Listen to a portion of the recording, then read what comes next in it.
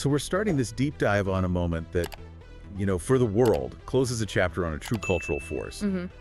But for the sources we have in front of us, it really opens a much more complicated ledger. It really does. On December 28th, 2025, the French screen icon, Brigitte Bardot, passed away. She was 91 at her home in Saint-Tropez, La Madrague. And the initial narrative, right after her death, it was powerful and, you could say, deliberately streamlined. Right. French President Emmanuel Macron led the tributes. He framed her as nothing less than a legend of the century, and he specifically emphasized that she embodied a life of freedom. And her own foundation. Her foundation, yeah. When they announced her passing, they highlighted her decision to abandon one of the world's most glamorous careers, to dedicate her life, her energy, everything to animal welfare. And that's the starting line for the history books, right? The stunning sex kitten who becomes this passionate, tireless animal rights activist. It's a clean arc, almost mythical. Almost. But when we really dug into the sources, the obituaries, the public reactions, the historical context, a duality emerged that is, well, it's profound and, frankly, pretty painful to process. So that's our mission today. We need to hold these two truths up against one another for you. We have to try and reconcile the cultural icon, this symbol of global sexual liberation, Right. with the controversial figure who, in the second half of her life, racked up multiple legal convictions for public hate speech. It's a challenging set of sources. We've got everything from celebratory obituaries and formal statements, all the way to scathing public critiques calling her a hateful bigot. And crucially, we also have academic context, specifically an exploration of Simone de Beauvoir's huge essay on Bardot, which gives us this, intellectual anchor for the ultimate irony of her life. So let's start with the revolutionary. I think we have to understand the height of the pedestal she was on to really appreciate the depth of the fall. Absolutely. The world basically met Brigitte Bardot through this cinematic explosion in 1956. In God Created Woman. Right, directed by her then husband, Roger Vadim. And this wasn't just a movie, it was like a cultural bomb that went off worldwide. It really was. In it, Bardot played Juliette, who is this uninhibited, totally natural teenager in Saint-Tropez. She wasn't a traditional femme fatale. She was just casual and completely unapologetic about her sexuality. And that's why the film is seen as a forefather of the 60s sexual revolution, because it presented female desire as just innate, not manipulative or sinful. Exactly. And because that was so radical for the 1950s, the controversy was immediate and pretty aggressive. It's hard for us now to really grasp just how shocking that film was. The pushback was intense. Oh, yeah. The sources detail how censors in U.S. cities like Philadelphia called the film vulgar, indecent, or immoral. Wow. It faced literal picket lines from groups like the Society of Virtuous Catholics. Critics weren't just discussing a film, they were discussing a massive social shift. One American critic famously said that because Brigitte had conquered New York in 3 weeks, Marilyn Monroe could just go back to posing for calendars. That's an incredible level of instantaneous global influence. Yeah. And this is where the intellectual recognition comes in, right? Her image wasn't just pop culture, it became a philosophical talking point. Exactly. Her power was so recognized that in 1959 you have Simone de Beauvoir writing the famous essay, Brigitte Bardot and the Lolita Syndrome. And Beauvoir didn't treat her as an object of desire, but as a subject of freedom. So what was Beauvoir's core argument there? How did she see it? Well, Beauvoir framed Bardot as this truly liberated woman who operated sexually on equal terms with men. She called her a true, free child woman. A free child woman. Yeah, and by rejecting the traditional roles, the remote idol or the passive victim, Beauvoir argued that Bardot's very existence deeply wounded masculine pride in Latin countries. She was saying, look, here is a woman whose sexuality is mutual and self-determined, and that is terrifying to a patriarchal society. She asserted her equality just by existing, unbothered. And that image became tied to France itself. That's right. By 1969, her cultural status was totally sealed. She was chosen as the first real-life person to model for Marianne, the symbol of the French Republic. And her filmography is serious, too. Things like Henri Georges Clouzot's Oscar-nominated The Truth in 1960, and of course Jean-Luc Godard's new wave masterpiece, Contempt. Contempt. She also had this parallel music career. The sources remind us she recorded the original version of Serge Gainsbourg's Je t'aime, moi non plus. Which is such a phenomenal example of the tightrope she walked. She actually asked Gainsbourg not to release that version because she was worried about the scandal with her then-husband, Gunter Sachs. So even the global symbol of sexual freedom still had to manage the very public, very rigid expectations of married life at the time. Exactly. Okay, let's follow that arc to its very abrupt end, because just as quickly as she took over the world stage, she just walked away from it. It was a shocking retirement. In 1973, at just 39 years old, she retired from acting completely. She didn't fade out. She publicly dismissed the entire profession. She said it was what? Worthless. Worthless and detached from real-life values. She saw the whole process as just clowning or grimacing. That is a total rejection of the career that made her. And her focus then shifted fiercely to animal welfare. Completely. Her commitment actually started even earlier, around 1962. She became a vegetarian and began fighting against these painful electroshock guns used in slaughterhouses. But the activism went global in 1977, right? It did. When she became the international face of the campaign against Canadian seal hunts, that drew massive media attention and really changed global perception. And the scale of her commitment is... You have to understand this to see the whole picture. This was not a celebrity with a passing interest in charity. Not at all. She founded the Brigitte Bardot Foundation in 1986. And to get the initial money, 3 million French francs, she auctioned off her personal jewelry, her belongings. Wow. And then, to ensure the foundation's future and get it public utility status in 1992, she donated her iconic Saint-Tropez home, La Madrogue, her sanctuary. That is an immense personal sacrifice. She dedicated not just her time and fame, but her entire wealth and her private home to this cause. And that dedication was there right up until her final days. Just a week before she died, the foundation released footage of her with a newly rescued Doberman named Earth. The foundation today is global.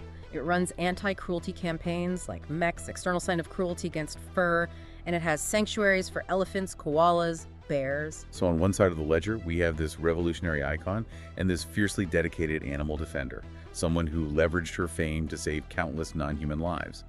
That commitment it's undeniable. It is.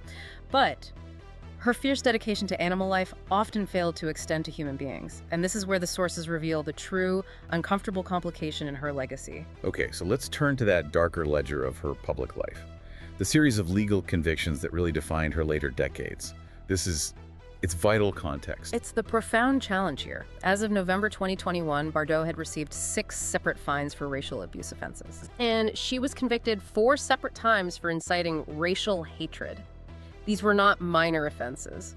She got a $5,000 fine in 2004, and then a much bigger $15,000 fine in 2008 for publicly describing Muslims as, quote, this population that is destroying us, destroying our country by imposing its acts. And these hateful comments were intentional.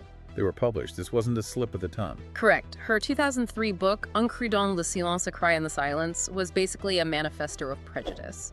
In it, she slammed immigration, Islam, racial mixing, and she praised previous generations for pushing out invaders. And the sources say her attacks weren't just generalized. She targeted specific populations. Yes, she directed these just vicious attacks against the people of Reunion Island, a French territory, calling them a degenerate population with savage genes and barbarous ancestral traditions like cannibalism. It's just staggering. And we also have to note the prejudice she directed at sexual minorities and her dismissal of sexual harassment victims. In that same 2003 book, she referred to gay people as fairground freaks, and she was aggressively anti-Me Too. In 2018, she called actresses claiming to be victims of harassment hypocrites and ridiculous. Arguing what? Arguing that, and I'm quoting from the sources here, many actresses flirt with producers to get a role. They tease, then when they tell the story afterwards, they say they have been harassed. Her political endorsements just solidified her position on the far right. She openly endorsed Marine Le Pen in both the 2012 and 2017 presidential elections. She even called Le Pen the Joan of Arc of the 21st century, and this is tied to her personal life. Her current husband, Bernard Dormal, is a former advisor to Jean-Marie Le Pen. And we have to acknowledge the tragic details about her relationship with her only son, Nicholas. It gives some context to the internal world of a person capable of such external cruelty. It's an utterly heartbreaking part of her story. While she was pregnant, she publicly called the fetus a cancerous tumor. Oh my God. She later wrote about how she repeatedly punched herself to try and end the pregnancy, eventually claiming she would have preferred to give birth to a little dog. And she didn't raise him. She abandoned him, basically. He later sued her for emotional distress.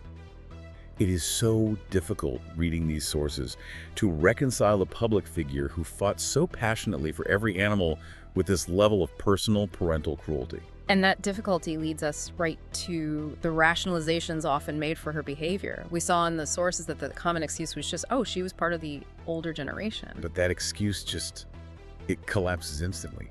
Being old is not a diagnosis for getting 6 legal convictions for racial hatred. Absolutely not. The sources challenge this directly. They point out contemporaries who are the exact same age. People like Betty White, Judi Dench, Carl Sagan, who are known for humanitarian work or just, holding far less ugly views. So bigotry was a choice. A conscious choice and a continued expression of her ideology, not an inevitable function of aging. And this analysis brings us to the central intellectual irony of her entire life, tying it all back to the icon she once was. We have to revisit that Simone de Beauvoir essay and the whole concept of the femme libre, the free woman. It's the ultimate contradiction. In 1959, Beauvoir uses Bardot as proof that a woman could achieve sexual equality and liberation. The idea of Bardot was supposed to be freedom incarnate. And here's where the historical context gets so fascinating. The sources detail just how radical that idea was even years later. Right. So during the Francoist dictatorship in Spain in 1964, a publisher tried to translate Beauvoir's essay on Bardot. Yeah. The political and religious censors, some of them actual clergymen, immediately rejected the translation. They condemned the essay as immoral and the photos as indecent. Why?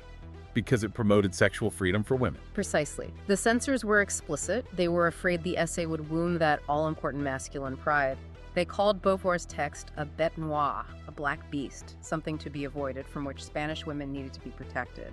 That is just an astonishing irony. The very concept of Brigitte Bardot, this symbol of freedom that a totalitarian regime feared and censored, later became a person so entrenched in rigid, prejudiced far-right ideology. She became a mirror image of the rigidity she was once famous for shattering. The sources suggest that the symbol was always more powerful than the person. The image was a force for liberation, while the person became a force for repression and division. So what does this all mean for you, the listener, as you see the inevitable ways of tributes? On one hand, you have the timeless star who launched the social revolution and the tireless animal defender who dedicated her life and fortune to saving creatures. And then you contrast that with the person who was convicted 6 times for hate speech, who aligned with the most extreme political factions, and who expressed such a vicious hatred toward her own child. The sources offer no tidy answers. Some state bluntly that her pretty on the outside appearance could never fix an ugly on the inside soul, that her hate diminished her beauty. So Brigitte Bardot was, as Macron said, a legend of freedom, and at the same time, a symbol of entrenched, toxic prejudice. This duality makes her legacy one of profound conflict. The core conflict that remains is how we decide to value the contribution she made to culture and freedom, that revolution she ignited, while also acknowledging the active, hateful ideology she promoted for decades after. The sources suggest that for many, the world is a better place because she is gone. So the provocative thought we'll leave you with is this. When a person embodies a monumental cultural ideal, yet spends most of their later life promoting the complete opposite of that ideal, which legacy ultimately defines them? And how do we even begin to reconcile the two?